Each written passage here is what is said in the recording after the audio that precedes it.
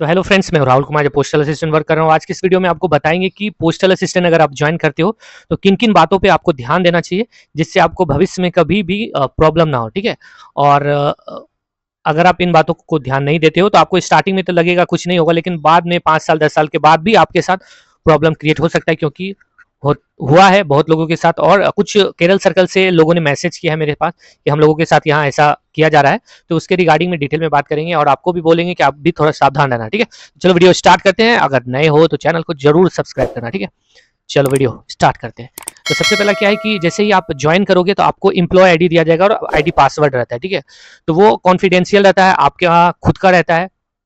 आप इसका यूज जो है, जैसे कोई काम काउंटर पे वर्क करने टाइम आप इसका यूज़ कर सकते हो, मतलब उसके लिए ही दिया जाता है। या फिर आप अपना ऑनलाइन ऑनलाइन जैसे आपके पास कितना छुट्टी बचा है, या लीव को ग्रांट करवाने के लिए, या लीव एप्लीकेशन भी ऑनलाइन डाल सकते हो, तो उसके लिए रहता है। साथ में अगर ट्रांसफ़र का अगर आप एप्लीकेशन फिल करोगे तो ऑनलाइन एप्लीकेशन जो आप फिल करते हैं तो उसमें भी आपको वो आईडी पासवर्ड यूज़ करना पड़ेगा। या खास करके कुछ भी जैसे आईजीओटी के लिए भी आप यूज़ करोगे तो वहाँ पे वो आईडी यूज़ होगा।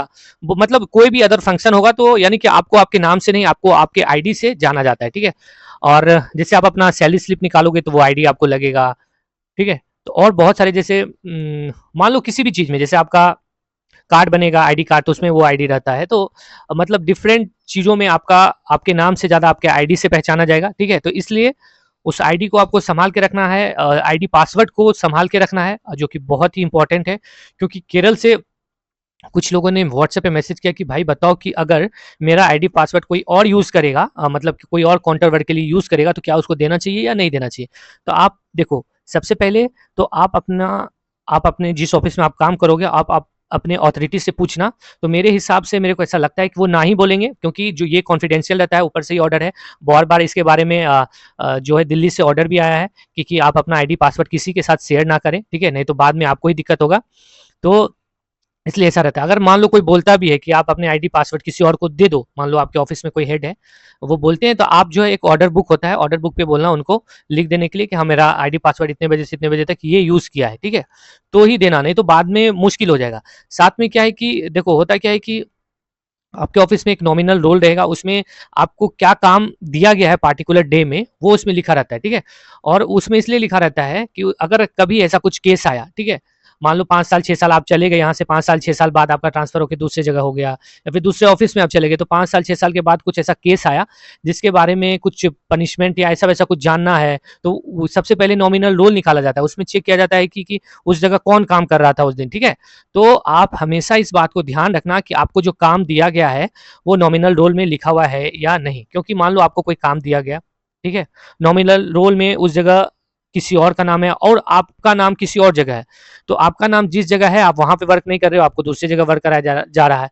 तो जिस जगह आपका नाम है वहाँ पे किसी ने कुछ गलती कर दिया और 2 महीने 4 महीने 6 महीने के बाद पता चला कि यहाँ पे कुछ गलती हुआ है इस टेबल पे, तो इस टेबल पे उस दिन कौन वर्क कर रहा था, इस बात सबसे पहले ये देखा जाता है। ठीक है, तो अगर पता चलेगा कि आप वर्क कर रहे हो तो आपको ही पनिशमेंट दिया जाएगा, क्योंकि नॉमिनल रोल को ही ऑथेंटिकेट माना जाता है।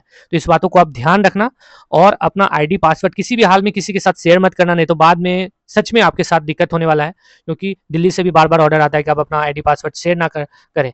ये केरल से एक लोगों ने व्हाट्सअप किया था कि भैया मेरा आईडी पासवर्ड किसी और को दे दिया काउंटर पे वर्क करने के लिए, क्या इससे मेरे को प्रॉब्लम हो सकता है क्या। तो इसलिए आपके साथ शेयर किए हैं और मेरे को लगा कि शेयर करना चाहिए, क्योंकि अभी आप नए नए ज्वाइन किए हो, आपको कुछ थोड़ा बहुत डिपार्टमेंट के बारे में पता नहीं है। तो कोशिश हम करेंगे धीरे धीरे आपको अवेयर करने का कि हमारा डिपार्टमेंट, वैसे हमारा डिपार्टमेंट सबसे अच्छा डिपार्टमेंट है। और हम लोग देश के डेवलपमेंट के लिए तो आपको पता ही कितना अच्छा कोरोना में वर्क किए और भी वर्क करेंगे, और सबको मिलके काम करना है। और बहुत लोग ऐसा पूछ रहे हैं कि पीएलआई देखो, पीएलआई आपको लेना चाहिए, ये मतलब अपना एक अच्छा पॉलिसी है।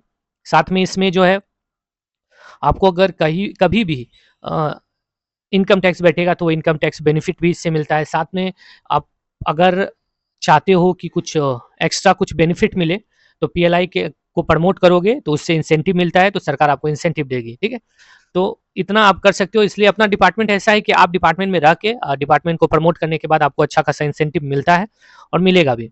तो पीएलआई आपको लेना चाहिए। ऐसा नहीं कि पीएलआई कोई बोल रहा है लेने के लिए तो आपको कोई जबरदस्ती कर रहा है, ऐसा नहीं। आपका ही पैसा जमा होगा और आपको ही बाद में स्टार्टिंग में लगता है कि अरे यार ये वो कुछ नहीं है, लेकिन अगर धीरे धीरे जमा होते होते एक ह्यूज अमाउंट हो जाता है 10 साल 15 साल 20 साल में, तो उस टाइम समझ में आता है कि यार सोचे नहीं थे कितना जमा करेंगे, बट हो गया, ठीक है। तो ये सब करना चाहिए आपको। और डिपार्टमेंट में डिसिप्लिन वे में वर्क करना है, फॉर्मल ड्रेस में आना है, और साथ में जो काउंटर पे अगर हम वर्क करते हैं तो पब्लिक से अच्छे से इंटरेक्ट करना है। ये सब बात आपको ऐसे वैसे तो अभी आईजीओटी की ट्रेनिंग में भी आपको बताया जाएगा, फिर और या फिर पीटीसी ट्रेनिंग होगा तो उसमें भी आपको बताया जाएगा। और बाकी बात, अगर आप कोई एग्ज़ाम देते हो, एग्ज़ाम देने वाले हो, तो ऑफिस को ज़रूर इन्फॉर्म करो, उससे आपको ही फ़ायदा होगा कि बाद में आप अगर टेक्निकल डेजिग्नेशन के लिए या एनओसी के लिए आप डालोगे लेटर, तो आपको आसानी से मिल जाएगा।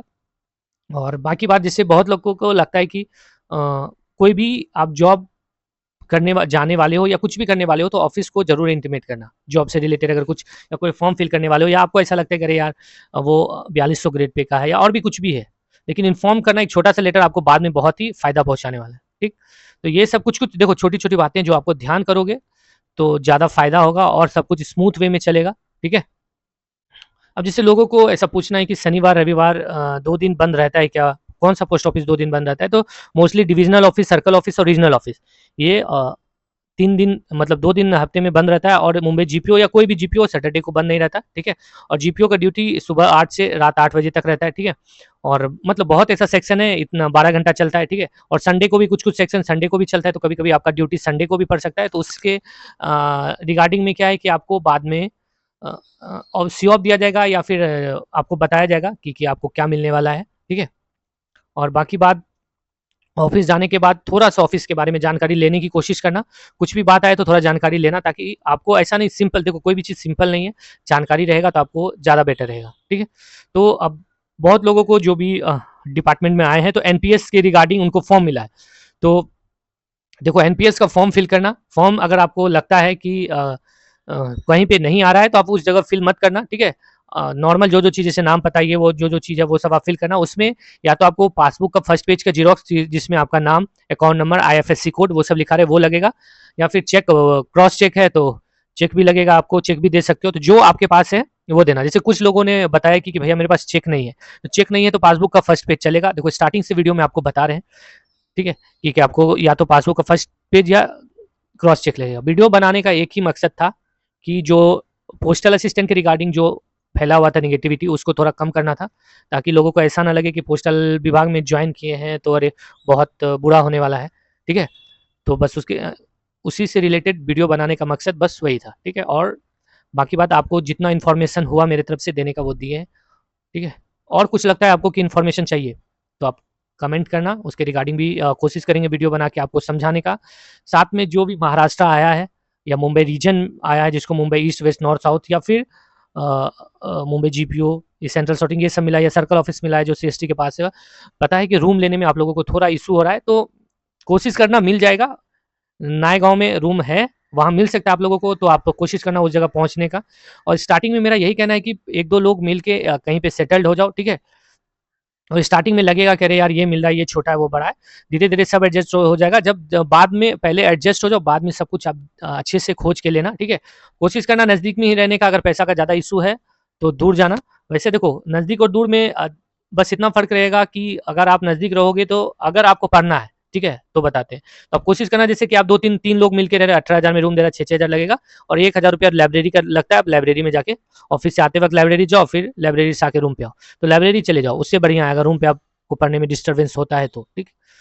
तो बाकी बात, और अगर दूर रहोगे तो आने जाने में थोड़ा टाइम जाएगा, और अगर आपको पढ़ना नहीं है तो कोई भी दिक्कत नहीं है। नॉर्मल अगर दूर में भी रहोगे तो 1 से 2 घंटा तो मिलना ही मिलना है पढ़ने, फिर संडे को आपको बहुत टाइम मिलेगा तब पढ़ सकते हो। और बाकी बात, हर महीने में 1-2 दिन कुछ ना कुछ छुट्टी रहता ही है, तो आप समझ सकते हो कि आपको कहाँ रहना है, नहीं रहना है।